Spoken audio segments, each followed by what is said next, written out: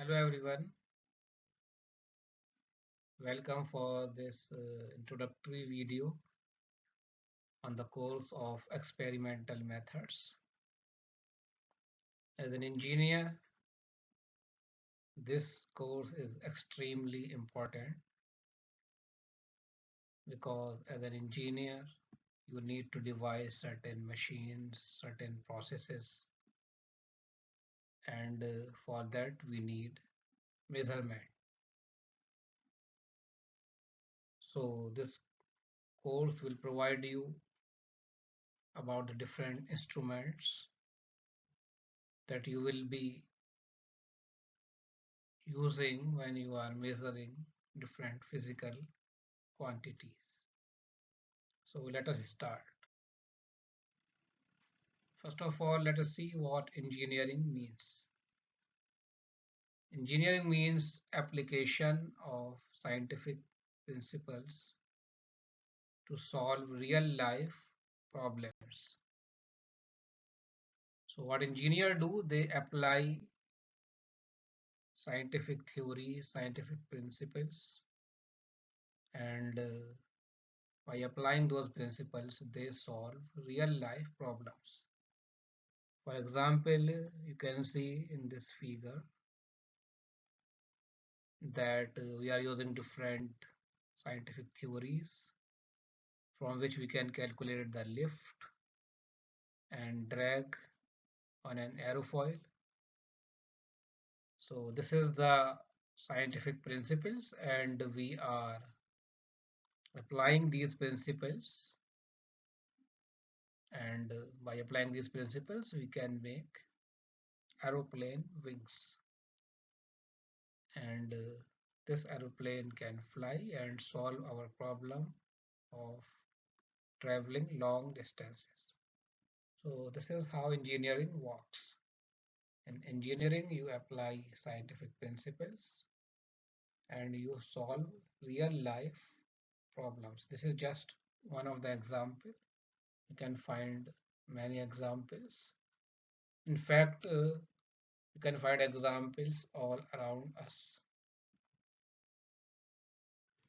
So you can see that engineers apply different scientific principles to solve real life problems. Now, to achieve these targets, engineers need to design new machines, new equipments, new structures, new processes, etc. And for designing of any machine, any equipment, any structure, any object, any process, one need to measure accurately different physical quantities, because designing of any process, machine, equipment needs the measurement, and for accurate measurement you need instruments. If you want to measure temperature, then you need thermocouple. If you want to measure pressure, then you need pressure measuring equipment. If you want to measure dimension, then you need dimension measuring equipment. Now in this slide we will see different physical quantities that needs to be measured. So most important physical quantity is dimension, because whenever you are designing any machine or equipment, then you need that machine or dimension within a particular dimensions. So for that we need to measure the length, breadth, height, then thickness of the part. Then if the part is circular, then you need to measure the diameter, etc. Then in many physical quantities, temperature is a very important quantity that find applications. For example, in refrigerator, in air conditioner, and in fever. There are so many examples where temperature is need to be measured. And in many physical quantity you need to measure the pressure. It is one of the means important physical quantity. Then other physical quantities are force, torque, strain, etc. These are some of the physical quantities that I have mentioned here, but there are a lot of physical quantities that are not mentioned here. So, for example, you need to measure voltage, you need to measure current, you need to measure the intensity of light, and so on. Now, measurement of dimensions find applications almost everywhere. So, for example, in this figure, you can clearly see that if you are designing a gear, then you need to measure the dimension of the gear, diameter of the gear, inner diameter, outer diameter. Then you need to measure the thickness of the teeth, and so on. You can clearly see here that in an aeroplane, you need to measure different type of dimensions. For example, this dimension is showing the distance between two wings, and this dimension is showing the length of the plane, and this dimension is showing the height of the plane. So all of these need to be measured. Similarly, in this figure, you can see that different dimensions that are involved in a car. So similarly, whenever you are designing any machine, then there are different type of dimensions which you need to measure, and for that you need the instrument that can measure those dimensions. So if the dimensions are very small, then you may need micrometer or a screw gauge, and if dimensions are increasing, then sometimes you need vernier caliper, sometimes you need a simple regular ruler, and so on. Sometimes you need an inch tape, and so on. Then there are a lot of examples where you can find the temperature measurement. For example, is someone is suffering from a fever, then you need to measure his temperature. And in that case, you need accurate temperature measurement. Because if temperature is not measured accurately, then suppose your body's temperature is 99 and your instrument is giving 100. So you will be worried and you can take the medicine.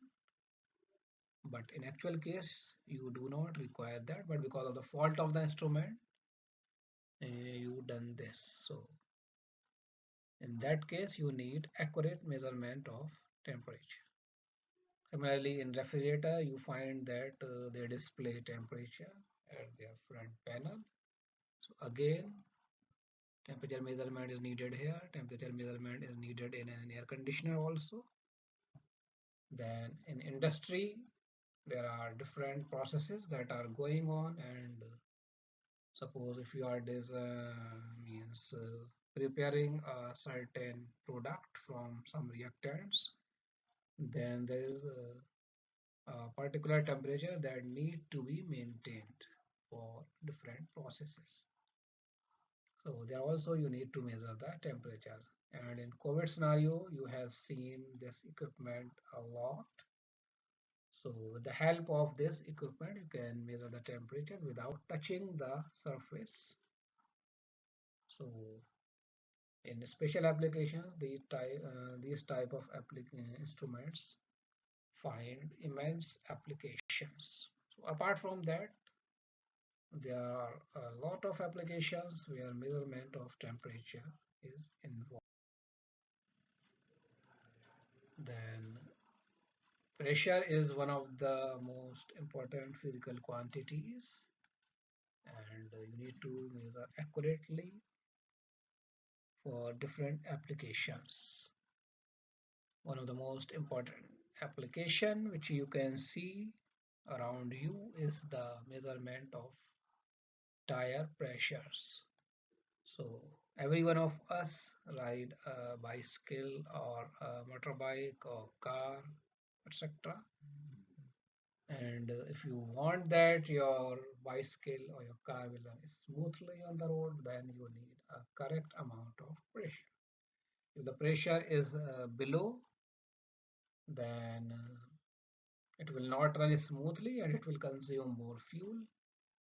And in contrast, if the pressure is too high, then the chances of the explosion will be there. So you need to measure the correct amount of pressure. And this instrument, which you can see, is mostly used for the measurement of tire pressure. This is Borden tube gauge, which we will study in detail later on. Then recently, many people are suffering with high blood pressure problems. So for the measurement of blood pressure, you need blood pressure measuring equipment. So this is one of such equipment. Then recently, some more instruments are also coming up. So again, when you are measuring the blood pressure, then you need to measure this accurately. And because if your instrument give some wrong readings, then it is life threatening. Then again in the industry, sometimes you need to measure the gauge pressure and sometimes you need to measure the differential pressure because you want to keep a particular pressure difference between these 2 points. So in that case, you need a differential pressure measuring instrument. Move on to the measurement of force oblique torque. So force measurement is needed in many applications. For example, this equipment you can see used for the measurement of weight of a person. So if you are very health conscious and you want to maintain your weight to a particular limit, then you need such type of instruments. And you can see this instrument is a very simple instrument and this is generally used by people in their home for measuring small weights, say measuring the weight of a gas cylinder, so that whether or not they are receiving the correct amount of gas or not. Or you can also measure some other physical things. And this type of equipment is mostly used by small shopkeepers. And if the weight is exceeded by a certain limit, then you need these type of instruments. So in big shops, you can see this type of instruments also. Then in this figure, you can see the measurement of torque or RPM because if you want to measure torque, then you need to measure the RPM. So RPM can be measured by using this tachometer. So this is a contact type tachometer where you need to put the instrument in contact with the shaft and then it will give you the reading of RPM at which this shaft is rotating. And this is a non-contacting type tachometer. So this tachometer use some other principle where this contact is not needed. And again, this will give you the same reading. So this is how different type of pressure measuring instruments and weight measuring instrument and RPM measuring instruments are there. Thank you all. This is all for this video. In the next video, we will discuss different type of elements that are present in any instrument. So any instrument, whether it is a thermocouple or a Borden tube or any instrument, it has some basic functional elements that need to be present in any instrument and some auxiliary element that may be present in some instrument or may not be present in some instruments. So that we will discuss in the next video. Thank you.